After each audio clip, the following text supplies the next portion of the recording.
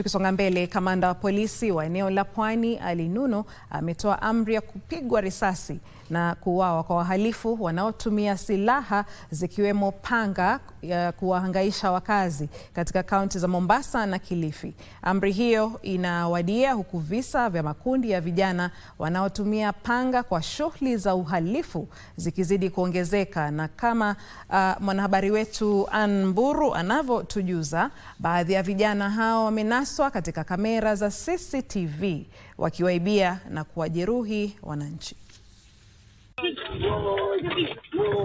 Picha za video za kamera ya CCTV zilionyesha genge hilo lililobeba mapanga likivamia duka moja katika eneo la Mtwapa, kaunti ya Kilifi wiki iliyopita.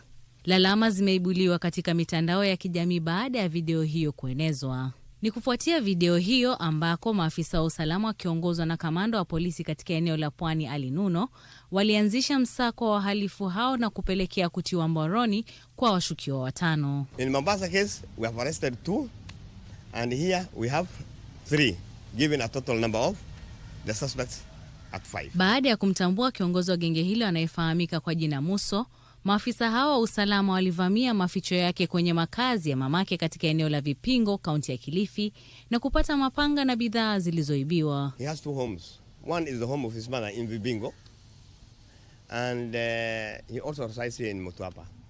And ordinarily when he commits an offense, now he takes revenge in Vipingo area. So we went there, and that's where we recovered all these items. Huku akishtumu vitendo hivyo vya uhalifu, Nuno alitoa onyo kali kwa wahalifu. Mapanga hawa, angusha hawa. Kabisa.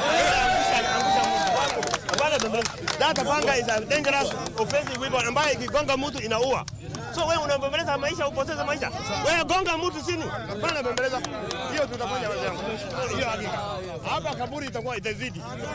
Na nini. Wakaazi walitoa wito kwa maafisa wa polisi kuimarisha doria. Vijana wamejaa kila mahali. Kila ukiwaona wana mapanga, wana magongo, wanakula vitu ambavyo havistahili. Kwa hivyo tupeni usalama wa sawa sawa, pia sisi na tuwe kae na amani. Patrol tunayo, lakini azidishe patroli. Tuhakikishe kwamba vijana wanafinywa, wanasema wenzao, ili usalama ukue mzuri hapa. Kamanda huyu wa polisi aliwahakikishia usalama wao, huku akiwarai kushirikiana na vitengo vya usalama. Nikiripotia Dira ya Magwiji kutoka kaunti ya Mombasa, mimi ni Ann Mburu.